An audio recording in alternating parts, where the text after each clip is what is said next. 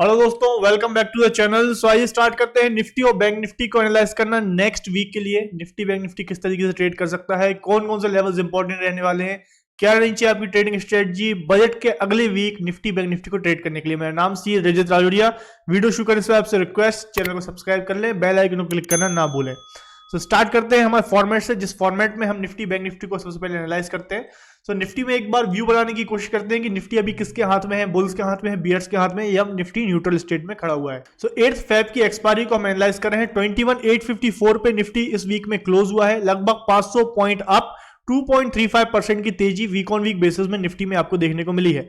Candlestick pattern की बात करें मंथली और वीकली टाइम फ्रेम पे, तो यहां पे आप स्क्रीन पे देख पा रहे हैं निफ्टी की वीकली टाइम फ्रेम का चार्ट।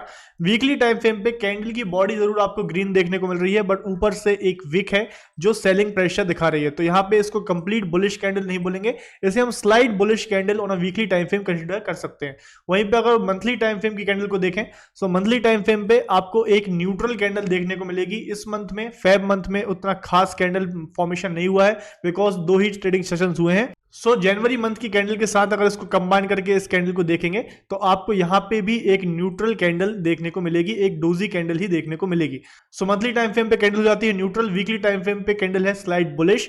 पुट कॉल रेशियो की बात करें, ऑप्शन चेन डेटा क्या बोल रहा है, 0.85 पुट कॉल रेशियो है, मतलब 1 के नीचे है put call ratio. So last week में पुट कॉल से 0.8 था, वहां से थोड़ा सा बढ़ा जरूर है, थोड़ा बड़ा है, मतलब पुट ओआई बढ़ा हुआ है, मतलब थोड़ी बुलिशनेस आई है। बट अभी भी अगर 1 के नीचे है तो कॉल ओआई पुट ओआई से अभी भी ज्यादा है। तो यहां पे एक मिक्स्ड रिस्पॉन्स है। पिछले वीक के बेस से तो पुट ऑप्शन बड़े हैं, बट कॉल अभी भी ज्यादा है। तो इसलिए पुट कॉल रेशियो से हमें कुछ ज्यादा गाइडेंस नहीं मिल रहा है, इस टाइम न्यूट्रल ही कंसीडर करके चलेंगे।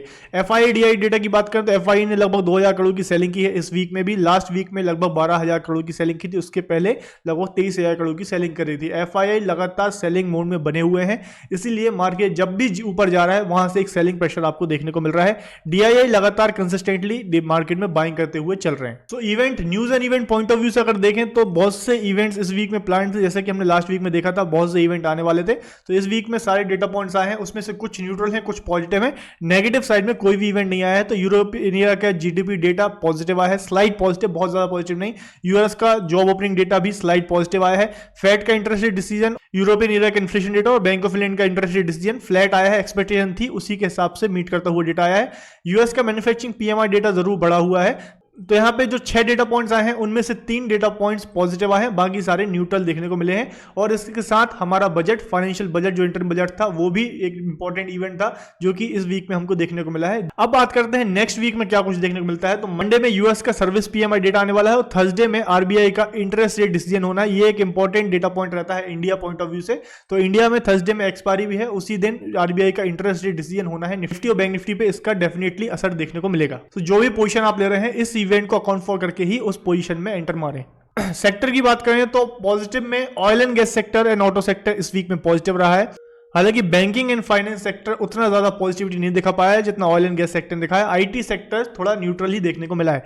तो यहाँ पे 2 सेक्टर पॉजिटिव में है और 2 सेक्टर हालांकि नेगेटिव में देखने को मिल रहे हैं। सो एक व्यू निकालने की कोशिश करते हैं कि news and event data points वगैरह के बेसिस पे मार्केट किसके हाथ में है। चेंज परसेंटेज 2% से ऊपर है तो +1 दे रहे हैं। मंथली कैंडल न्यूट्रल है तो 0 रेटिंग देंगे। वीकली कैंडल स्लाइड बुलिश है तो यहाँ पे हम +1 दे देते हैं। पुट कॉल रेशियो से कोई भी इंपॉर्टेंट नहीं मिल रहा है तो 0 देते हैं। एफआईडीआई डेटा नेगेटिव में है तो -1 देते हैं। 3 इवेंट पॉजिटिव में है, उसमें से एक इवेंट जीडीपी डेटा काफी ज्यादा न्यूट्रली देखने को मिला है तो यहाँ पे +2 ही देते हैं। नेगेटिव साइड में कोई इवेंट नहीं है। 2 सेक्टर पॉजिटिव में है +2, 2 सेक्टर नेगेटिव में है -2।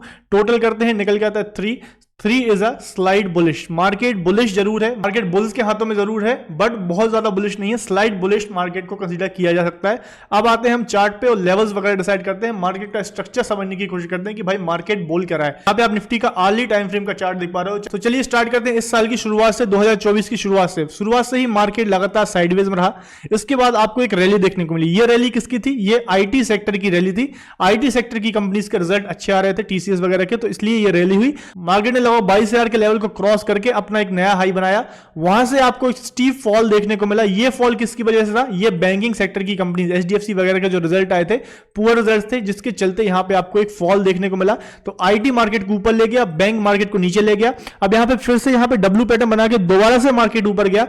ये किसकी वजह से हुआ? ये हुआ हमारे रिलायंस की वजह से। रिलायंस में एक दिन हमने देखा कि लगभग 7% का उछाल रिलायंस ने मारा था, तो उसके कारण यहां पे आपको एक अपमूव देखने को मिला। तो रिलायंस के 29 जन के अपमूव के बाद 30 और 31 तारीख में मार्केट जो बजट का सिनेरियो बना रहा, बजट का माहौल था, इसलिए मार्केट एक दिन नीचे गया, एक दिन ऊपर गया, और फिर जब बजट आया तो यहाँ पे आप देख पा रहे हो 1 फेब का ट्रेडिंग सेशन यहाँ पे आपको इस तरीके से देखने को मिला। कुछ भी मार्केट में नहीं हुआ, ना मार्केट बहुत ज्यादा ऊपर गया ना नीचे गया, एक ट्रैप मार्केट आपको देखने को मिला, एक वॉलेटाइल चॉपी मार्केट आपको देखने को मिला है। फिर नेक्स्ट बजट के बाद अगले दिन मार्केट में गैप अप के बाद एक अच्छी बाइंग आई, बट ऊपर के लेवल सस्टेन नहीं कर पाया, वहां से फिर से एक सेलिंग देखने को मिली। तो ये आपको एक pin bar candle daily time frame पे देखने को मिली है 2 फेब में। सो इस तरीके का मार्केट का कुछ सिनेरियो रहा है। तो यहाँ पे अगर लेवल्स की बात करें तो लेवल्स आपके कुछ इस तरीके से रहेंगे। हाई जो रहा है मार्केट का, आप यहाँ पे देख पा रहे हो 22,100 के आसपास जो हाई है, जो पिछला हाई था, उसी हाई को टेस्ट किया 2 फेब में। तो ये आपके लिए एक रेजिस्टेंस लेवल का काम करेगा। यहाँ पे आपको स्ट्रॉन्ग सेलिंग प्रेशर बार बार देखने को मिल रहा है, तो एक्सपायरी के लिए ये लेवल तो एक इंपॉर्टेंट लेवल रहेगा ही। सपोर्ट लेवल की बात करें तो सपोर्ट आपको बजट के डे का जो लो है, देखिए इंपॉर्टेंट इवेंट था बजट, तो उसके दिन के जो हाई और लो है वो हमेशा इंपॉर्टेंट ही रहेंगे।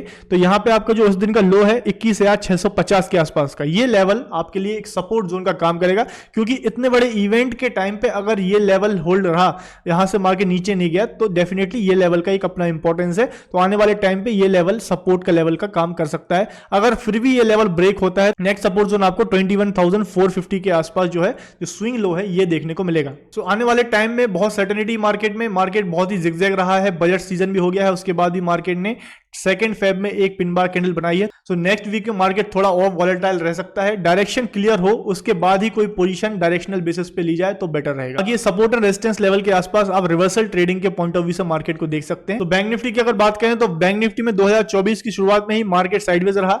निफ्टी में अपमूव आया because of IT, bank Nifty में वो अपमूव नहीं आया, बट बैंक निफ्टी में जो फॉल आया उसके कारण निफ्टी में आपको फॉल जरूर देखने को मिला। तो वहां से स्लाइटली रिकवर करता हुआ बैंक निफ्टी भी आपको दिख रहा है। अब बैंक निफ्टी में इंपॉर्टेंट लेवल्स की अगर बात करें तो यहाँ पे जो हर्डल बैंक निफ्टी को इस समय पे देखने को मिल रहा है वो है 48,800 का लेवल। 48,800 से 850 का जो लेवल है ये इंपॉर्टेंट लेवल रहेगा। उसके ऊपर 47,200 का, मतलब ये जो 400-500 पॉइंट की जो रेंज है ये एक इंपॉर्टेंट हर्डल का काम करेगा बैंक निफ्टी में।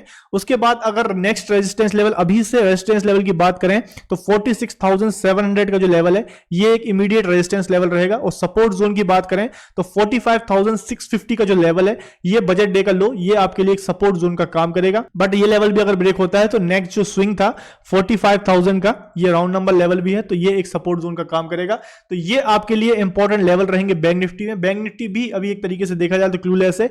मार्केट में सेलिंग आई रिजल्ट सीजन के चलते, वहां से स्लो एंड स्टेडी ऊपर जा रहा है, बट ऊपर के लेवल पे सस्टेन नहीं कर पा रहा है। तो डेफिनेटली बुल्स को यहां से ब्रेकआउट देने के लिए एक एक्सट्रीम पावर चाहिए, कोई ट्रिगर चाहिए, जिसके बाद ही बुल्स ये लेवल को ब्रेक कर पाएंगे, जिसके बाद ही बुल्स 46,800 के लेवल को ब्रेक करके ऊपर के जोन में जा पाएंगे। So let's wait for the trigger. तब तक के लिए level based trading, reversal trading approach से आप जा सकते हैं। I hope Nifty bank Nifty का आउटलुक आपको क्लियर हुआ होगा। व्यू अगर पसंद आया तो प्लीज वीडियो को लाइक करें, चैनल को सब्सक्राइब करना ना भूलें। Thank you for watching, happy trading.